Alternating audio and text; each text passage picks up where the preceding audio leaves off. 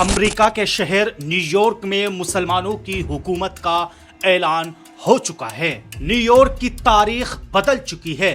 زہران ممدانی پہلے مسلمان میئر منتخب ہو چکی ہے۔ یہ وہ لمحہ ہے جب سچائی نے سر اٹھایا اور نفرت کی دیوار گر چکی ہے۔ زہران ممدانی نے نیو یارک کا پہلا مسلمان میئر بن کر نہ صرف تاریخ رقم کی بلکہ پوری دنیا کو امن، برداشت اور دیانت کا پیغام دیا۔ ٹرمپ جیسے تنگ نظری کے علم بردار کو ایک بار پھر سے ہار ہوئی، کیونکہ انسانیت نفرت سے کہیں زیادہ طاقتور ہے۔ یہ کامیابی نہ صرف زہران کی ذاتی فتح ہے بلکہ پورے امت مسلمہ کے لیے امید کی روشن کرن ہے۔ دعا ہے کہ اللہ تعالیٰ زہران ممدانی کو اپنی ذمہ داریاں عدل، سمجھداری اور بصیرت کے ساتھ نبھانے کی توفیق دے۔ نیو یارک اب ایک نئی صبح کے لیے تیار ہے۔ میئر بننے کے بعد اپنی پہلی تقریر میں زہران ممدانی نے کہا ہے، یہ جیت صرف میری نہیں، ہر اس نیو یارک کی ہے جو چاہتا ہے کہ یہ شہر سب کے لیے ہو، صرف امیروں کے لیے نہیں۔ میئر پورے شہر کی انتظامیہ کا سربراہ ہوتا ہے۔ پولیس، فائر ڈپارٹمنٹ، صفائی، پانی، ٹرانسپورٹ، رہائش، صحت سب میئر کے ماتحت آتا ہے۔ نیو یارک میں تقریباً 3 لاکھ سرکاری ملازمین براہ راست میئر کے دائرے میں آتے ہیں۔ شہر کی قانون سازی کے اختیار بھی میئر کے پاس ہوتے ہیں۔ اگر وہ کسی قانون سے متفق نہیں ہے تو اسے روک بھی سکتے ہیں، جب تک کہ سٹی کونسل 2/3 اکثریت سے اسے دوبارہ پاس نہ کر دے۔ میئر ہی شہری بجٹ بناتا ہے کہ کہاں پیسہ لگے گا اور کہاں خرچ ہوگا۔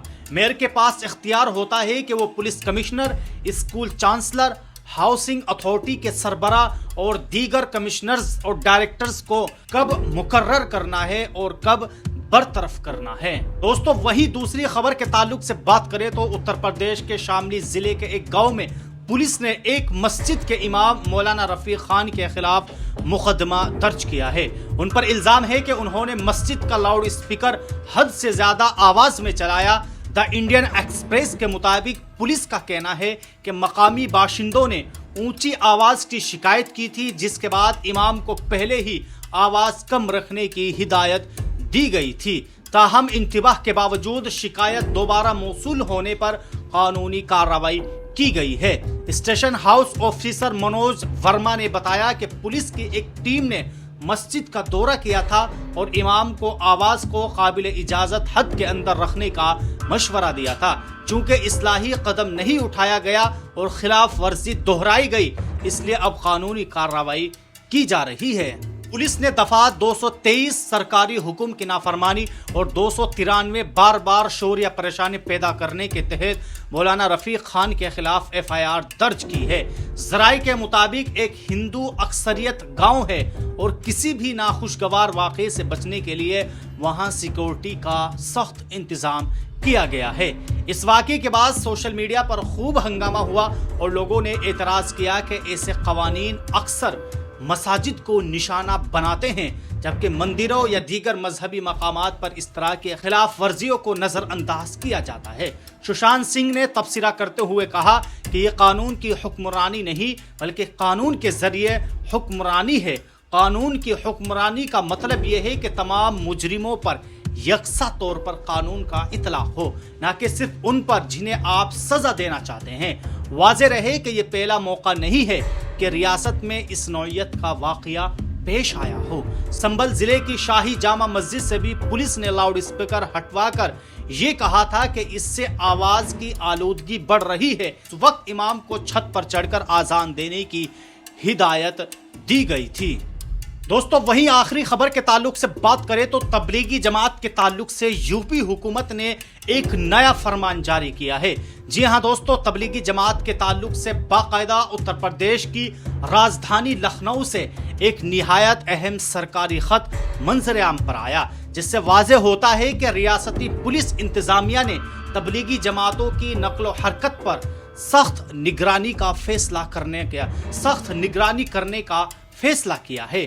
یہ حکم دفتر پولیس لکھنؤ زون کی جانب سے جاری ہوا ہے، جس میں تمام اضلاع کے سینئر سپرنٹینڈنٹ آف پولیس اور پولیس افسران کو ہدایت دی گئی ہے کہ وہ ہر آنے اور جانے والی تبلیغی جماعت کی تفصیل روزانہ صبح 8 بجے تک پیش کرے۔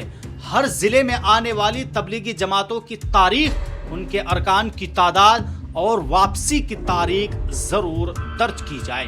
اسی طرح جو جماعتیں کسی دوسرے ضلع یا ریاست کی طرف روانہ ہوتی ہے ان کا بھی مکمل ریکارڈ رکھا جائے۔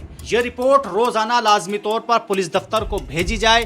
یہ اقدام ایسے وقت میں کیا گیا ہے جب بہار میں انتخابات کا ماحول گرم ہے اور اقلیتوں کے مذہبی اجتماعات و سرگرمیوں پر خاص نظر رکھی جا رہی ہے۔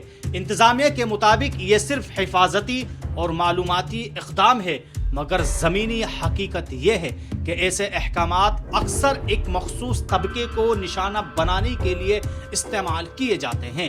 تبلیغی جماعت ہمیشہ پرامن، غیر سیاسی اور روحانی تحریک رہی ہے، لیکن اگر ایسی جماعتوں کو بھی شک کی نگاہ سے دیکھا جا رہا ہے تو یہ ملک کے جمہوری و سیکولر کردار کے لیے خطرے کی گھنٹی ثابت ہو سکتی ہے۔ تو بہرحال دوستو، آپ سب لوگوں نے دیکھا کہ کس طرح ایک مسجد کے امام کو صرف اذان کی زیادہ آواز ہونے کی وجہ سے گرفتار کر لیا جاتا ہے اور ان کے خلاف مقدمہ دائر کر دیا جاتا ہے۔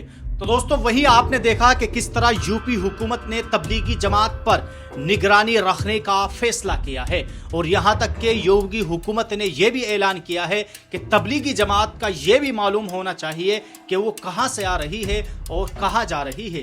یہ بھی پتہ ہونا چاہیے کہ کتنے لوگ ہیں اور کیوں آئے ہیں۔ دوستو، آپ سب لوگ یوپی حکومت کے اس فیصلے پر اپنی کیا رائے رکھتے ہیں؟ آپ لوگ ہمیں کمنٹ باکس میں ضرور بتائیں، اور اگر آپ ہم سے جڑنا چاہتے ہیں تو آپ ہمارے اس چینل کو سبسکرائب کر سکتے ہیں۔